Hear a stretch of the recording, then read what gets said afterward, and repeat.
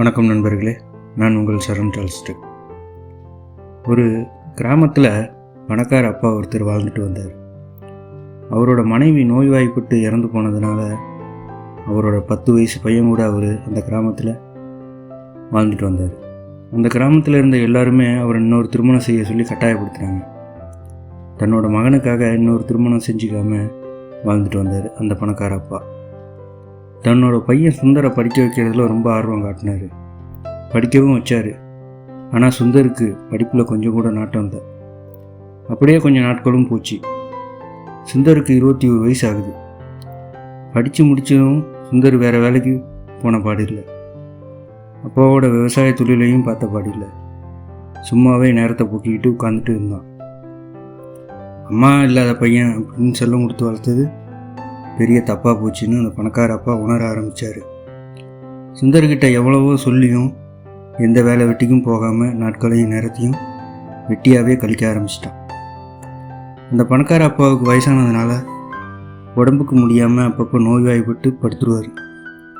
இப்படி இருக்கும்போது அவருக்கு தம் பையனை பற்றி ரொம்பவே கவலை வந்துருச்சு. நம்மளும் போனதுக்கப்புறம் நம்ம பையனை யார் தான் பார்த்துக்குவா அப்படிங்கிற கவலை ஆரம்பிச்சிருச்சு. இப்படியே நாட்கள் செல்ல செல்ல ஒரு நாள் அந்த பணக்கார அப்பா தன் பையன் சுந்தரை கூட்டிகிட்டு பக்கத்தில் இருக்கிற ஒரு கிராமத்துக்கு போகிறாரு. அந்த கிராமத்தோட நுழைவு வாயிலில் ஒரு பெரிய ஆலமரம் இருக்குது.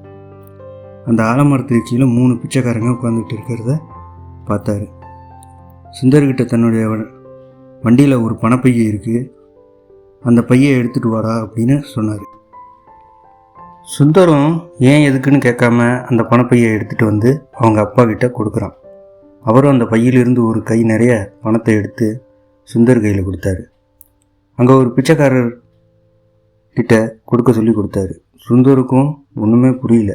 அப்பா என்ன பணத்தை தூக்கி இஷ்டத்துக்கு கொடுக்க சொல்கிறாரு, பணம் என்ன மரத்துலையா காய்க்குது அப்படின்னு யோசிச்சுட்டே அந்த பணத்தை கையில் வாங்கி முதல்ல உட்காந்துருக்கிற பிச்சைக்காரன் கையில் கொடுத்தான்.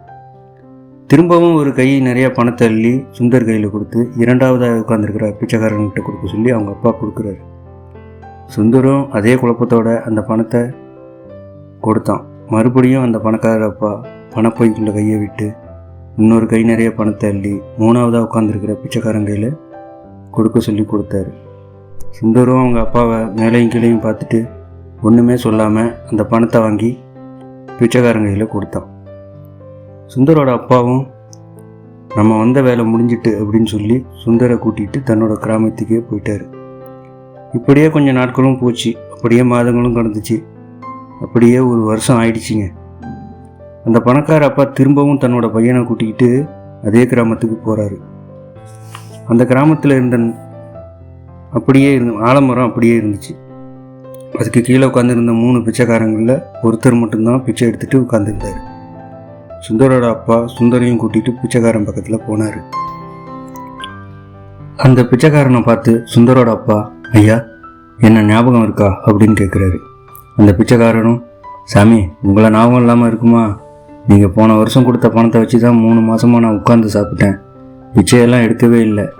இப்போ மறுபடியும் பணம் தீர்ந்து போயிடுச்சு சாமி, அதனால தான் நான் பிச்சை எடுக்கிற தொழிலுக்கே வந்துட்டேன் அப்படின்னு சொன்னான் அந்த பிச்சைக்காரன். உடனே அந்த பணக்கார அப்பா, சரி உங்கள் கூடவே இன்னும் 2 பிச்சைக்காரங்க இருந்தாங்களே அவங்களாம் எங்கே அப்படின்னு கேட்க, அந்த பிச்சைக்காரர், எதிர்க்க ஒரு ஐஸ்கிரீம் கடை இருக்குல்ல அங்கே போய் கேளுங்க அப்படின்னு சொல்ல அந்த பணக்கார அப்பாவும் சுந்தரை கூட்டிகிட்டு ஐஸ்கிரீம் கடைக்குள்ளே நுழையிறாரு. அவரை பார்த்ததுமே ஐஸ்கிரீம் கடைக்காரரு சாமி அப்படின்னு சொல்லி அவர் காலில் வந்து விழுந்தார். அந்த பணக்கார அப்பாவுக்கு ஒன்றுமே புரியல. ஐயா நீங்கள் எதுக்கு என்னோட காலில் வந்து விழுகுறீங்க அப்படின்னு பணக்கார அப்பா அவரை பார்த்து கேட்டார். உடனே அந்த ஐஸ்கிரீம் கடைக்காரர் சொன்னார், ஐயா என்ன உங்களுக்கு ஞாபகம் இல்லையா? போன வருஷம் அந்த மரத்துக்கு கீழே உட்காந்து பிச்சை எடுத்துகிட்டு இருந்தேன். நீங்களும் உங்கள் பையனும் வந்து பணத்தை அள்ளி என்கிட்ட கொடுத்தீங்கல்ல, அந்த பணத்தில் தான் இந்த ஐஸ்கிரீம் கடையை நான் ஆரம்பிச்சிருக்கேன். இப்போ வசதி வாய்ப்போடு நான் நல்லா இருக்கேன். அதுக்கு காரணம் நீங்கள் தான் ஐயா. அதுக்கு ரொம்ப நன்றி ஐயா அப்படின்னு சொன்னோம். இதெல்லாம் பார்த்துட்டு இருந்த சுந்தர் அவங்க அப்பாவை விரிக்க பார்த்தான். உடனே அந்த பணக்கார அப்பா அந்த ஐஸ்கிரீம் கடைக்காரரை பார்த்து கேட்டார், உங்கள் கூட இன்னும் 2 பேர் பிச்சை எடுத்துகிட்டு இருந்தாங்கல்ல அவங்களாம் எங்கே அப்படின்னு கேட்க, அந்த ஐஸ்கிரீம் கடைக்காரர் அந்த மரத்துக்கு கீழே உட்காந்துட்டு இருக்காருல்ல இவர் ஒருத்தர், இன்னொருத்தர் அந்த பக்கமாக நேராக போனால் ஒரு தரிசு நிலம் வரும், அங்கே உட்காந்துட்டு இருப்பார். நீங்கள் கொடுத்த பணத்தை வச்சு சூதாட்டத்தில் மூழ்கிட்டார். பகலில் அங்கே உட்காந்து சூதாட்டம் விளையாடுவார். அதுக்கப்புறம் சாயங்கால நேரத்தில் இந்த மரத்துக்கு கீழே வந்து உட்காந்து பிச்சை எடுப்பார். இதையே தான் நாள் முழுக்க செஞ்சிட்ருக்காரு அப்படின்னு அந்த ஐஸ்கிரீம் கடைக்காரர் சொன்னார்.